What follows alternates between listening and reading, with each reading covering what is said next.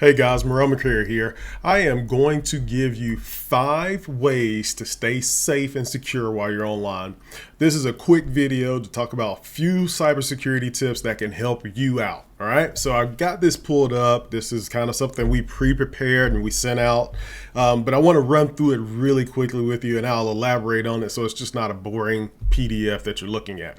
Number one, always connect to a network that you know, right? So when you're out traveling or you're going to a hotel or you're connecting to some public Wi-Fi spot, that's common. We see that, people are breaking out from this pandemic and they want to travel. I get it. Some people want to work while they travel. I get that too. Here's one thing that I have done to keep myself safe. I subscribe to a VPN service. It's through Norton and through LifeLock. They've got a VPN service. There's several out there. If you need questions or if you have questions on that, just let me know. I can plug you into one of those VPN type services. Basically, it creates a secure tunnel to keep your information secure from everybody else that's on the same network. So that's step number one. The next one is bank and shop with caution. There's so many scammers online right now. There's so much cybercrime going on right now that you need to keep your guard up.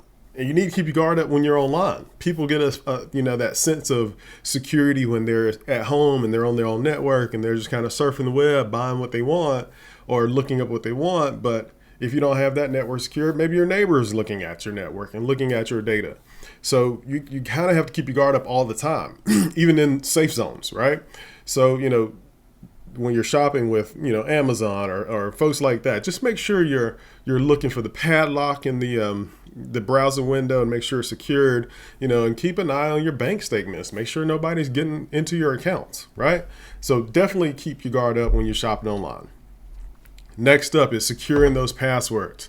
So many times, guys, I've gone to people's offices and they've got their passwords under their keyboard. They got passwords under their mouse pads. And, now that I've given up their hiding spots, don't let that be you, right? So make sure you're creating secure passwords and you're not storing your passwords somewhere. I don't do this. I use a program called LastPass, but I have seen people do creative things to kind of keep their passwords. Like one lady created a notepad document and it was called recipes, right? So you go into the recipes and there was a list of passwords.